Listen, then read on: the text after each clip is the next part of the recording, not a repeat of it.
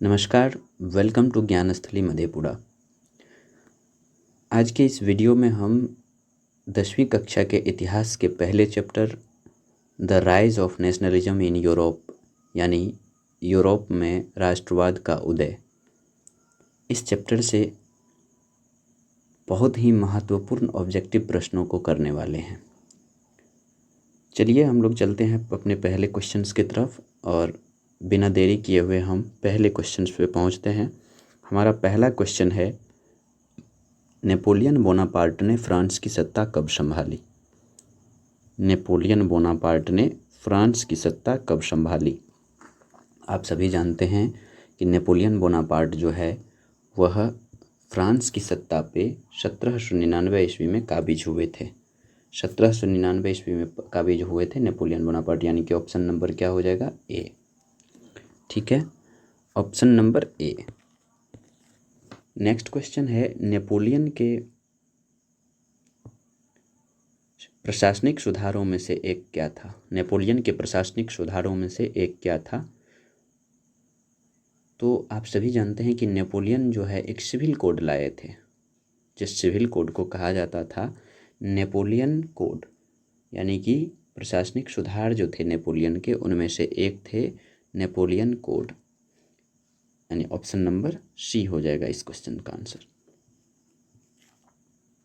Sorry, option number सी।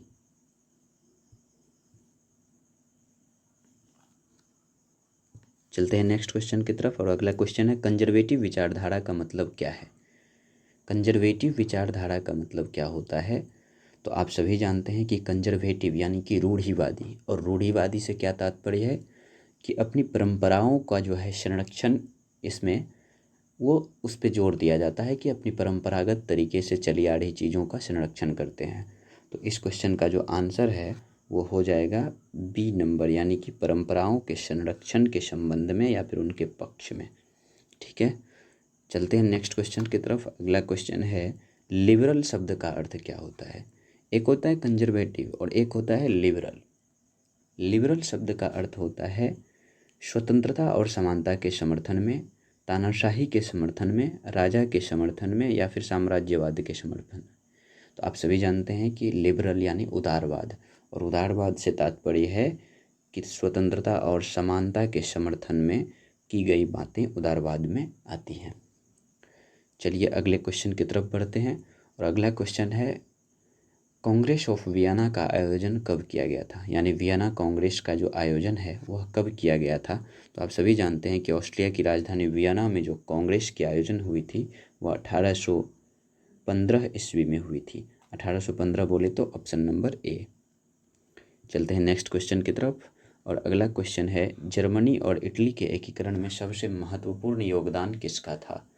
तो आप सभी जानते हैं कि जो बिस्मार्क हैं वह एकीकरण के लिए जाने जाते हैं, और एकीकरण के लिए जाने जाने वाले बिस्मार्क यानी ऑप्शन नंबर ए। तो ऑप्शन नंबर जो ए है इस क्वेश्चन का ऑप्शन नंबर ए हो जाएगा answer, Bismarck, Otto von Bismarck. अगला क्वेश्चन की तरफ बढ़ते हैं। अगला क्वेश्चन है, जर्मनी का एकीकरण हुआ कब था? तो आप सभी जानते हैं, इस फोटो को देखिए, इसमें से हिंट मिल सकती है आपको। जर्मनी का एकीकरण कब हुआ था?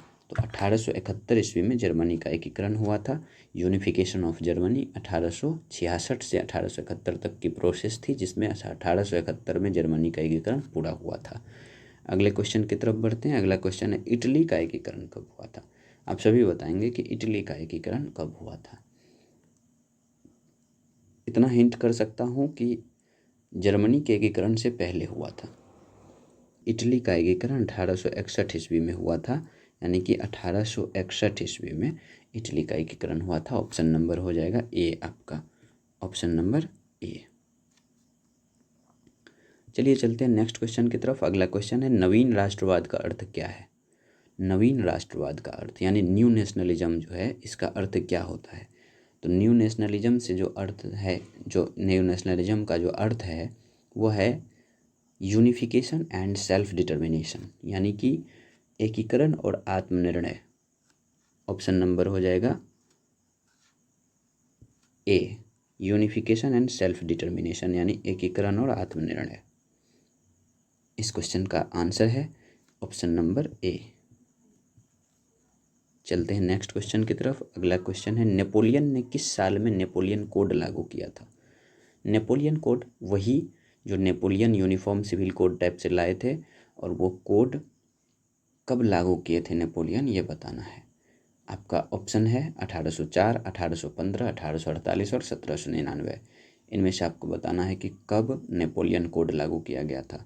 तो आप सभी जानते हैं कि नेपोलियन कोड 1804 ईस्वी में लागू किया गया था, 1804 ईस्वी में। चलते हैं नेक्स्ट क्वेश्चन की तरफ। फ्रांसीसी क्रांति के बाद यूरोप का कौन सा देश राष्ट्रवाद का प्रतीक बना? तो फ्रांसीसी क्रांति के बाद यूरोप का कौन सा देश होगा जो राष्ट्रवाद के क्रांति के लिए जो है जाना जाएगा, या फिर उसके रूप में वह प्रतीक के रूप में वो उसे देखा जाएगा? तो भैया नेशनलिज्म जो है यूरोप में वह फ्रांस से ही तो प्रेरित हुए थे, यानी कि फ्रांस, ऑप्शन नंबर ए। चलते हैं अगले क्वेश्चन की तरफ, और अगला क्वेश्चन है, फ्रांस की किस घटना ने यूरोप में राष्ट्रवादी आंदोलनों को प्रेरित किया? फ्रांस की किस घटना ने यूरोप में राष्ट्रवादी आंदोलनों को प्रेरित किया? तो आप इसका ऑप्शन जो है देख लीजिए, फ्रांसीसी क्रांति, औद्योगिक क्रांति, अमेरिकी स्वतंत्रता संग्राम या वियना कांग्रेस। तो आप सभी जानते हैं कि फ्रांस में जो क्रांति हुई, जिसके वजह से पूरे यूरोप में जो एक होता है ना राष्ट्रवादी आंदोलन, नेशनलिज्म जो है, उनका एक सैलाब सा आ गया। ठीक है, चलते हैं नेक्स्ट क्वेश्चन की तरफ। अगला क्वेश्चन है 13 नंबर, लुई फिलिप को किस वर्ष फ्रांस का राजा बनाया गया था? लुई फिलिप को किस वर्ष फ्रांस का राजा बनाया गया था? तो लुई फिलिप को जो है फ्रांस का राजा 1830 ईस्वी में बनाया गया था, 1830 ईस्वी, यानी कि ऑप्शन नंबर ए हो जाएगा इसका आंसर, 1830 ईस्वी में।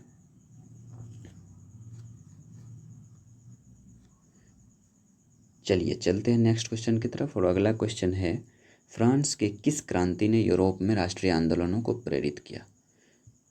इससे पहले जो क्वेश्चन था वो भी इसी से रिलेटेड था, लेकिन अब स्पेसिफाई करना है कि कौन सी क्रांति थी जो फ्रांस की क्रांति हुआ करती थी और वो यूरोप में नेशनलिज्म को प्रेरित किया था।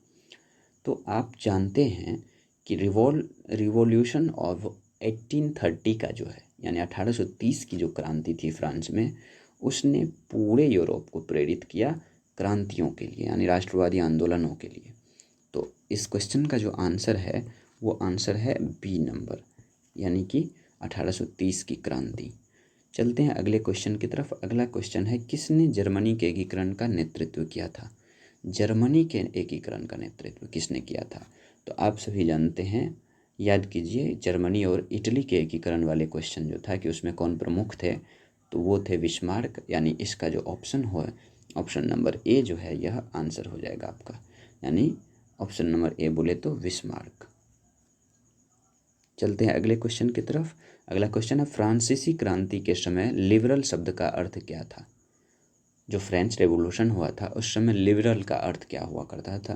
तो और कुछ नहीं बल्कि लिबरल का अर्थ होता था स्वतंत्रता और समानता का समर्थन, यानी ऑप्शन नंबर सी, स्वतंत्रता और समानता का समर्थन, ऑप्शन नंबर सी, यानी in the favour of freedom and equality, ये हुआ करता था फ्रांसीसी क्रांति के समय लिबरल शब्द का अर्थ। चलते हैं अगले क्वेश्चन की तरफ। अगला क्वेश्चन है, 1815 के वियना में जो कांग्रेस हुई थी, जो 1815 के वियना कांग्रेस है, उसकी अध्यक्षता किसने की थी?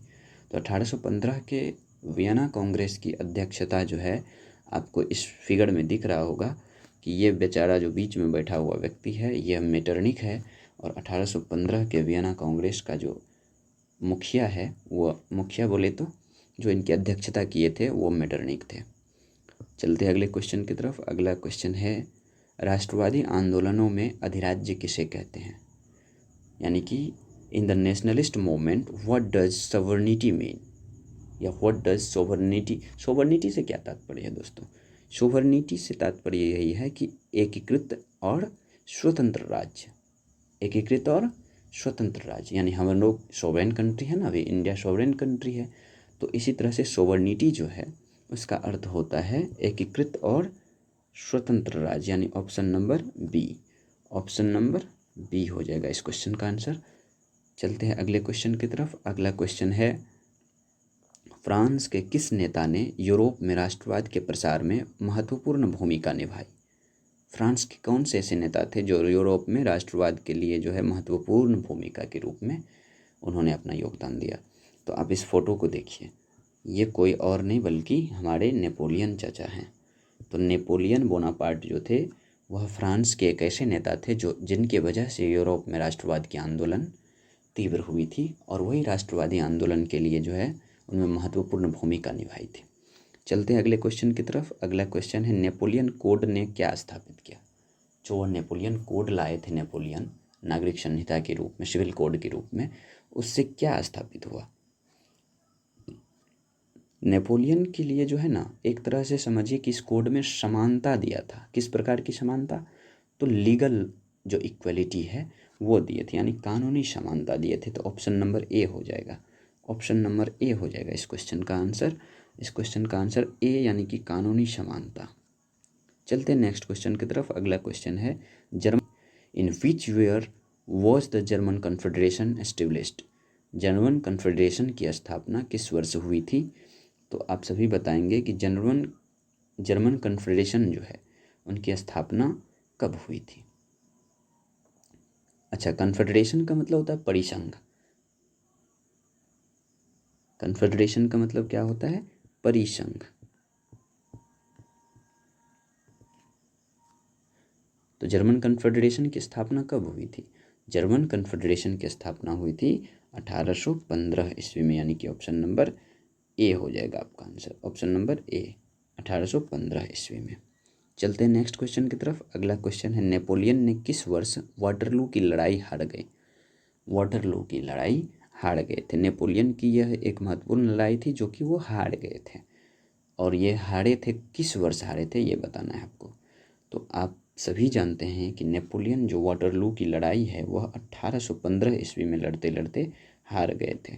वाटरलू की लड़ाई में नेपोलियन की हार हुई, और यह कब हुई थी? 1815 ईस्वी में। अगले क्वेश्चन की तरफ बढ़ते हैं। 1830 की क्रांति किस देश में शुरू हुई थी? इससे पहले के क्वेश्चन में देखे थे, और आप इस फोटो को ध्यान से देखोगे तो इससे भी पता लग जाएगा कि 1830 की जो क्रांति है वह किस देश में हुई होगी। इस व्यक्ति के हाथ में देखो, ये फ्रेंच का झंडा है। इस व्यक्ति के हाथ में जो ये झंडा है ये क्या है? फ्रांस का झंडा है। और ये फ्रांस का झंडा जो इस व्यक्ति के हाथ में है यह फ्रांस का झंडा है, और ये झंडा जो है यही बताता है कि इस क्वेश्चन का आंसर क्या होने वाला है। तो इस क्वेश्चन का आंसर क्या होगा? ऑप्शन नंबर ए, यानी कि फ्रांस। 1830 की क्रांति कहाँ हुई थी? फ्रांस में हुई थी। चलते अगले क्वेश्चन की तरफ। अगला क्वेश्चन है क्वेश्चन नंबर 24। 1848 की क्रांतियों का मुख्य उद्देश्य क्या था? What was the main objectives of revolution of 1848? 1848 के क्रांतियों का मुख्य उद्देश्य क्या था? तो यह उद्देश्य ही था इनका कि लोकतंत्र और राष्ट्रवाद का समर्थन करना है, यानी कि support for democracy and nationalism. यही था 1848 की जो भी क्रांति हुई थी उनका एक तरह से समझिए तो उद्देश्य। चलते अगले क्वेश्चन की तरफ। अगला क्वेश्चन है 25 नंबर क्वेश्चन। नेपोलियन के शासनकाल के दौरान यूरोप के अधिकांश देशों में किस प्रकार की सरकारें थीं? तो नेपोलियन का जो शासन था उस समय में, चूँकि सारे जगह राजतंत्र की व्यवस्था थी, तो यानी कि आप बोल सकते हो कि मोनार्की सिस्टम जो है उसकी एक वो परंपरा थी, और मोनार्की सिस्टम ही उस समय यूरोप में भी फैला हुआ था। तो राजतंत्र इसका ऑप्शन नंबर ए हो जाएगा आपका आंसर इस क्वेश्चन का। चलते हैं अगले क्वेश्चन की तरफ। अगला क्वेश्चन है क्वेश्चन नंबर 26। बिस्मार्क की कूटनीति को क्या कहा जाता है? ये बहुत ही ईजी क्वेश्चन है और बहुत ही प्रसिद्ध क्वेश्चन है, बार बार पूछे जाते हैं बिहार बोर्ड में भी, सीबीएसई में भी। बिस्मार्क के कूटनीति को क्या कहा जाता है? बिस्मार्क की जो कूटनीति थी उसको क्या कहा जाता है? तो आप सभी जानते हैं इस चीज़ को कि रक्त और लौह की जो नीति है यह बिस्मार्क की नीति थी। अच्छा, एक क्वेश्चन यहाँ आप लोगों से पूछना चाहूँगा कि भारत